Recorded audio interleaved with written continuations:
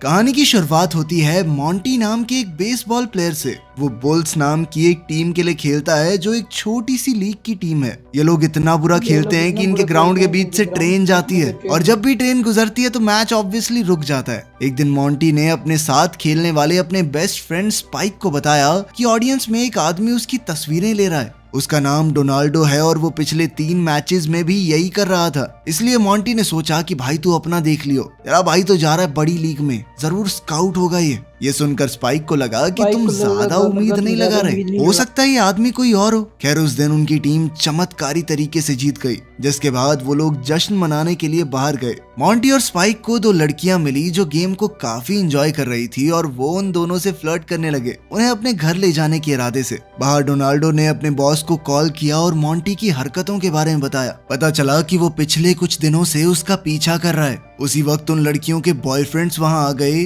और जब उन्होंने मॉन्टी और स्पाइक को अपनी बंदियों के साथ देखा तो वो बहुत गुस्सा हो गए। बहस शुरू हो गई और भीड़ का एक हिस्सा समझ गया कि अब तो बात बढ़ने वाली है। एक औरत ने पहले ही पुलिस को फोन कर दिया। जैसा कि हमने सोचा था, दोनों गुटों के बीच में लड़ाई शुरू हो गई। दोनों तरफ से मुक्के बरसने लगे। कुछ लोग तो बस मजे ले रहे थे, लेकिन कुछ लोग खुद भी लड़ाई में कूद गए। टेबल्स पर लोगों को फेंका जा रहा था और कुर्सियां हथियारों की तरह इस्तेमाल हो रही थी। अगली सुबह हमने देखा कि मॉन्टी और स्पाइक अभी भी जेल में ही हैं, लड़ाई करने के लिए। उनका कोच चार्ली आया और उसने कहा कि टीम को मैनेज करने वाले उनकी बेल के पैसे नहीं देने वाले। वो दोनों परेशान हो गए कि सीजन का आखिरी मैच मिस हो जाएगा, लेकिन चार्ली ने समझाया कि मैनेजमेंट वैसे भी तुम्हारी कोई परवाह नहीं करती। उनका प्लान है नए और जवान प्लेयर्स को टीम में लेके आना ताकि टीम को नया बनाया जा सके। कुछ घंटों बाद दोनों को कोर्ट ले जाया गया, जहां उनके ऊपर बहुत सारे आरोप लगे, जैसे मारपीट और प्रॉपर्टी का नुकसान करना। दोनों ने कसम खाई कि वो निर्दोष हैं और जज से बहस करने लगे। जज इरिटेट हो गया और उसने जानबूझकर बेल $3000 पर सेट कर दी। पैसे ना होने की वजह से उन्हें वापस जेल में भेजा जाने वाला था, लेकिन तभी डोनाल्डो वहां आ गया। उसने समझाया कि वो एक बहुत जरूरी आदमी के लिए काम करता है जो कि बेल्स और फाइन्स दोनों भर देगा। बस शर्त ये है कि दोनों को अपने गुनाह कबूल करने होंगे। मॉन्टी को अभी भी लग रहा था कि डोनाल्डो एक ऐसी टीम के लिए काम करता है जो उसे साइन करना चाहती है, इसीलिए उसने खुशी खुशी वो डील ले ली।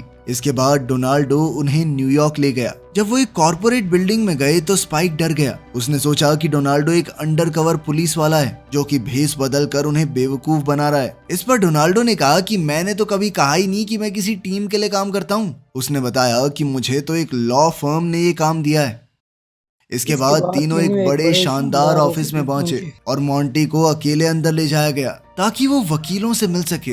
ये वकील मॉन्टी के बड़े चाचा रूपर्ट का है, जिनका 1930 के दौर में अपने परिवार से बहुत बड़ा झगड़ा हो गया था। उस झगड़े के बाद रूपर्ट गायब हो गया और फिर किसी ने भी उसके बारे में कुछ नहीं सुना। अब सच सामने आया कि रूपर्ट तो देश के सबसे अमीर आदमियों में से एक बन गया था और अब क्योंकि वो पिछले महीने मर गया तो मॉन्टी अब उसका अकेला जिंदा वारिस है। लेकिन रूपर्ट की कुछ खास शर्तें थी। वकील ने एक रिकॉर्ड को प्ले किया जो रूपर्ट ने अपने होने वाले वारिस के लिए छोड़ा था। मॉन्टी ये देखकर हिल गया कि मेरा चाचा गोरा कैसे है, लेकिन रूपर्ट ने पहले ही ये सब सोच लिया था और उसने समझाया कि तुम्हारे दादा की 2 बीवियां थी, एक गोरी और दूसरी तुम्हारे जैसे रंग की। रूपर्ट मॉन्टी से थोड़ा निराश था कि उसने जिंदगी में कुछ खास नहीं किया और अपनी कहानी बताई कि उसके पिता ने उसे बचपन में कैसे सजा दी थी। खैर अब मॉन्टी को ये दिखाना होगा कि वो सच में इस सब के लायक है। उसे पैसे खर्च करने होंगे एक खास तरीके से।